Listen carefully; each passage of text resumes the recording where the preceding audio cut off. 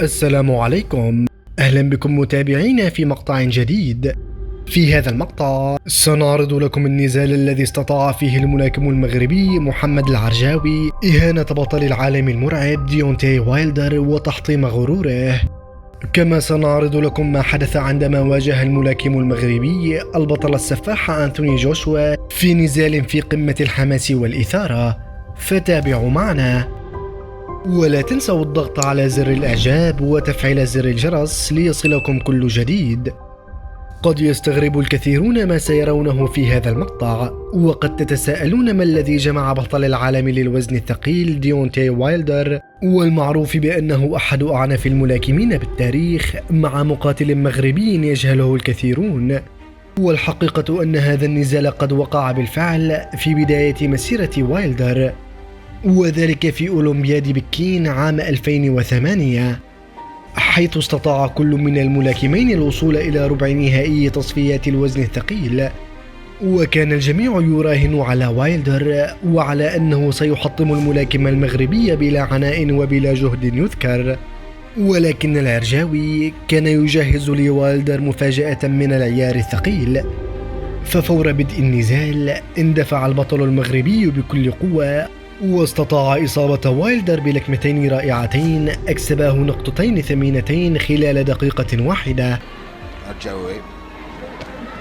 Good right hand from the Moroccan. You'll just walk onto one of those shots, those right hands over the top. Oh, good left hand by the Moroccan. ولكن البطل الأمريكي استطاع العودة للتعادل، بل وقام بمضاعفة الفارق بينه وبين العرجاوي ليتقدم عليه ب4 نقاط مقابل 2. وهنا انتفض البطل المغربي وقدم جولة تاريخية لم تتكرر في مسيرة وايلدر على الإطلاق. فقد انقض العرجاوي على وايلدر باللكمات الصاروخية يمنة ويسرى ليحقق 4 نقاط متتالية مقابل نقطتين فقط لوايلدر. That was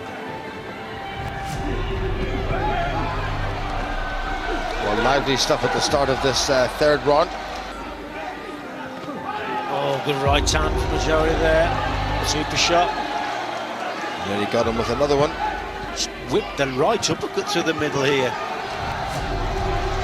واستمر النزال على هذه الحالة حتى الجولة الأخيرة، حيث استمر العرجاوي أيضا بالتقدم على وايلدر بنقطة واحدة، ليتفاجأ البطل المغربي بأن الحكم أوقف النزال وقام بإضافة نقطتين للملاكم الأمريكي بحجة أن العرجاوي قد قام بحركة مخالفة في الجولة الأخيرة.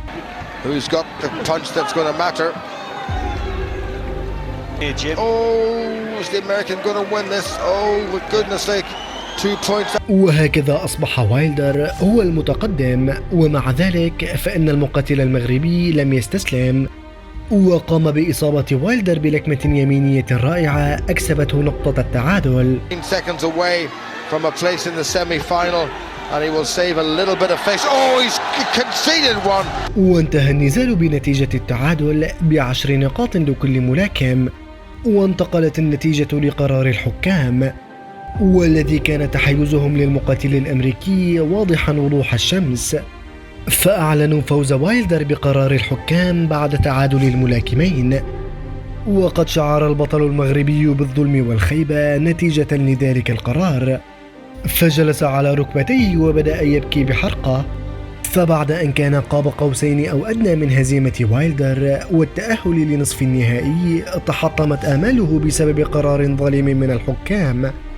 ومن الجدير بالذكر أن العرجاوي أيضا قد واجه واحدا من أعظم أبطال الملاكمة اليوم، وهو الملاكم البريطاني أنتوني جوشوا، وذلك في بطولة العالم عام 2011.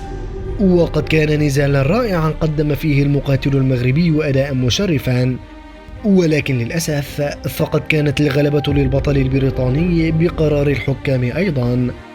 ومن المؤسف أن نرى موهبة واعدة كالعرجاوي تضمحل وتندثر بسبب عدم وجود الدعم والتدريب المناسب. وبالمقابل فإن وايلدر وجوشوا واللذان كانا في أحد الأيام في المستوى القتالي ذاته قد أصبحا أقوى أبطال الوزن الثقيل في العالم بسبب المتابعة والتدريب المستمر.